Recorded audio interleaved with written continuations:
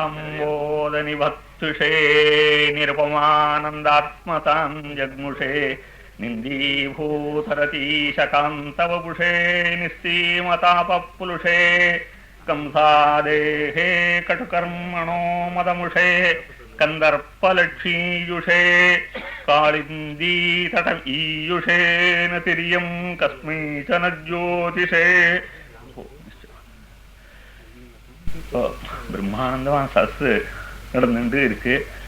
இதுல என்னையும் கொடுந்து நடுப்புற கலக்க வேண்டாம்ட்டு ஒரு ஓரத்திலேயாவது கொடுந்து கலந்து வச்சிருக்கா. அது சந்தோஷமாவும் இருக்கு, மங்களகரமாவும் இருக்கு. அது ஒரு நன்மைக்குத்தான். ஆனா பிரம்மானந்தமான அமிர்த வாக்வரிசையா இப்படி வருஷிச்சிருக்காங்கிற பத்தி எல்லாரும் சொல்லிவிட்டா. அதுக்கு நான் ஒன்னையும் சொல்லலாம். இதுல மந்தனகர்மான்னு வேதத்துல சொல்லியிருக்கு. கிருஷ்ய சூத்திரம் கல்பசூத்திரம் ஒண்ணுக்கும் ஆப்படாதேன். அதனுடைய பிரயோகத்தை பத்தி சொல்ற போது அதுக்கு பலன் சொல்லிருக்கு. யத்யப்யேனச்சுஷ்காயஸ்தானவே ப்ரூயாஜ்யாயேரன்னேவாஸ்மின் சாகாஹ பிரரோஹேயோஹ் பலாசானீதி அப்படின்னு. இந்த மந்திரம் தெரிஞ்சவன் ஒரு பட்டு போன கட்டைன்னு கொண்டு அதை ஜலத்தை தெளிச்சானேனா அதுல இருந்து துளிர் விடும், வேர் விடும், காய்க்கும், பழுக்கும்னு சொல்லியிருக்கு. அவர் அச்சேதனமான கட்டை காய்க்கும் இவாளுடையதான ஒரு வாக்விலாசத்தை கேட்டு இத்தனை சதசும் உருகி ஒரே பக்தி ரசமான ஏகாகிரமா இருக்கு. இந்த டயத்துல எம்பேத்தையும் கொண்டு நடுப்புற கலக்க சொல்றதுன்னா என்னுடையதான சமத்து எவ்வளவு இருக்குங்கிறது இதனாலே நிர்விஷா வழியாயிடும். இதுக்கு திருஷ்டாந்தம் சொன்னார். அந்த பரிணயம் யூனோ இவோத்திதான்னு பதம் இருக்கா ஞாபகம் இல்லாம இல்லை, சதசுல வாண்டாம்னு விளக்கினேன். அதாவது தம்பதிகள் நல்ல யுவாவான தம்பதிகள் புதுசா கல்யாணம் பண்ணிட்டு அந்யோன்யமான வாழ்க்கையை நடத்துறத பத்தி குதூகலமா பேசின்னு இருக்கா. அந்த டயத்துல போய் கதவை மாக்குன்னு இடிச்சா அண்ணா என்ன பதில் சொல்றது? இல்ல இடிக்கிறவன் என்ன விஷயம் தெரிஞ்சவன்னு பேரா, இல்ல அவருக்கு ஒரு ராசிக்கும் இருக்குமா? அதுவும் இராது. ஆனா இடிக்கிறவன் விஷயம் தெரிஞ்சவன்னு பேர் இல்ல. அந்த மாதிரி இந்த சதத்துல நம்ம பேச சொன்னால நான் பேச வந்துட்டுமே நான் என்ன இத்தனை பேரையும் உடைய விஷயம் தெரிஞ்சவன்னு பேரு. அதனால ஒண்ணும் இல்லை. ஆனா இருக்கிற வாழ்க்காவது ராசிக்கும் இருக்கும். ஏகாந்தமா இருக்கிறதுக்கு அவளுக்கு போய் கதை பிடிச்சா எப்படி இருக்கும் பத்தி அதைத்தான் பாத்துக்கலாம். ஆனா அதுலயும் ஒரு விசேஷமான காரியம், முடையான காரியம். அவளுக்கு 300 ரூபாய் சம்பளக்காரனுக்கு 1000 ரூபாய் சம்பளமா இருக்குன்னு ஒரு தந்தி வந்து, ஆனா அந்த டயத்துல கதவு இடிச்சுதான் அந்த சந்தோஷத்தை சொல்லித்தான் ஆகணும்.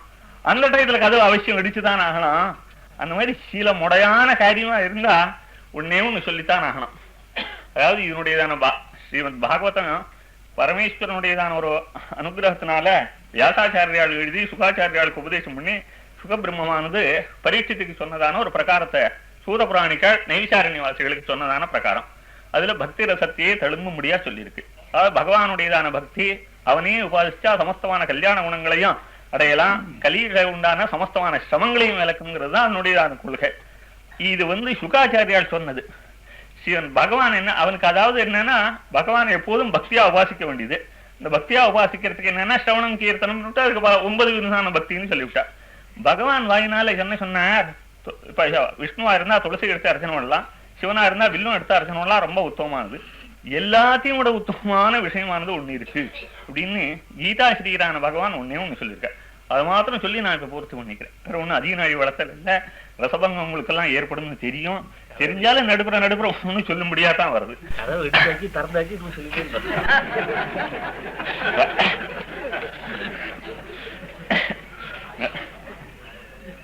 கீதா ஸ்ரீரான பகவான் தனக்கு சிஷ்யனான அர்ஜுனனுக்கு கடைசியில சொல்ற போது சொன்னார், தான் கண்ணன்கிறத சொல்லிவிட்டு யதா பிரவருத்தி பூதானாம் ஏன சர்வமிதம் ததம் ஸ்வகர்மணா தமப்யர்ச்ய சித்திம் விந்ததி மானவஹ.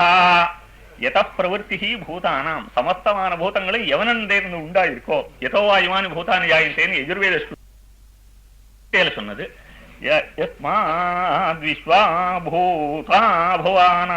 சக்கராதுன்னு சாமயத்துல விரதபர்வாவுக்கு முந்தி 4 சாமம் முடிகிற இடத்துல எதவனோ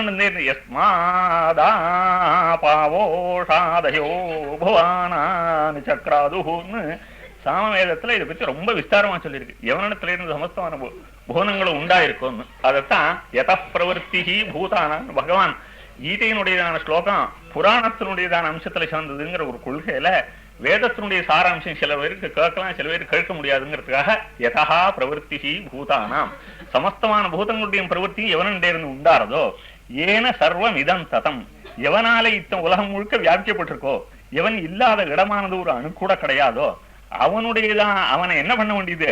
துளசி வில்லும் எல்லாத்தையும் அர்ச்சிக்கிறது ஓரளவு இருந்தாலும் ஸ்வகர்மனா தமபியர்ச்ச, தனக்கு ஏற்பட்டதான கர்மா, ஒவ்வொருத்தருக்கும் ஒரு கர்மான்னு சுவாமி விதிச்சு வச்சிருக்கானே, அதனால அர்ச்சிச்சாக்க சித்தியும் விந்ததி மாணவா, சித்தியை அடையலாம்.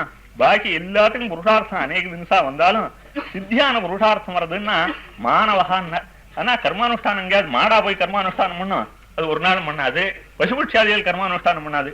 மாணவகான்னா மனுஷ ஜென்மாவை அடைந்தவன் சித்தியை அடையணுமே, இனிமே மனுஷ பரப்பை விட்டு இனிமே எந்த பரப்பும் இல்லாம இருக்கணுமே, ஆனால் ஸ்வகர்மனா சமபியர்த்திய, தனக்கு ஏற்பட்டதான கர்மா எது விகித கர்மாவோ அதனாலதான் அவனை அர்ச்சிக்கணும். துளசி பில்வாதிகளை அர்ச்சிக்கிறத விட உத்தமமான கர்மா ஸ்வகர்மனா சமபியர்த்திய சித்தியும் விந்ததி மாணவகான்னு கண்ணபிரானே நான் நேர சொன்னது.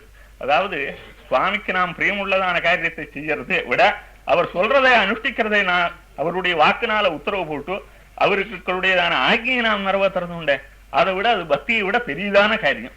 அதுக்கு பங்கம் இல்லாதபடிக்கு எதையும் நான் நினைச்சுட்டே இருக்கணும். நாம சங்கீர்த்தனத்தை பிரமாதமா சொல்லிக்கிற ராமநாமம் கிருஷ்ணநாமம் சிவநாமத்தினுடையதான மகிமையை பற்றி எல்லையற்றதான மகிமை. அதுக்கு எவ்வளவுதான் பாபத்தை போக்கடிக்க கூடியதான சக்தி இருக்கோ அவ்வளவு பாபம் செய்யக்கூடியதான ஜனங்கள் லோகத்துல இல்லைன்னு அதை பத்தி சொல்லியிருக்கு. ஆனா ஸ்ரீமத் பாகவத எழுதினவாள் சுகாச்சாரியார், அவருக்கு தகப்பனார் வியாசாச்சாரியார், அவருக்கு தாத்தா பராசரர், அவருக்கு கொள்ளு தாத்தா சக்தி, அவருக்கு எள்ளு தாத்தா வசிஷ்டர். இந்த எள்ளு தாத்தா ஒரு ஸ்லோகத்துல சொல்ற, கர்மா விருத்த பூதேஷு காலேஷு ஜபயிஷ்யதே. சந்தியாவந்தனம் இப்ப பண்ற காலம் ஆயிடுச்சு, ராமநாமம் 10,000 மணின்னா அந்த சந்தியாவந்தனத்தினுடையதான பலம் முடியுமோன்னா, கர்மா அவிருத்த பூதேஷு காலேஷு ஜபயிஷ்யதே, கர்ம காலத்துக்கு விருத்தம் இல்லாதபடிக்கு நீ நாம சங்கீர்த்தனங்கள்லாம் பண்ணின்று கர்மாவுக்கு விரோதமான எந்த காரியத்தையும் பண்ணாதேங்கிற கொள்கையே கீதையினுடையதான ஒரு மதத்தை அனுசரிச்சு வசிஷ்ட ஸ்மிருதியில எழுதியிருக்கா.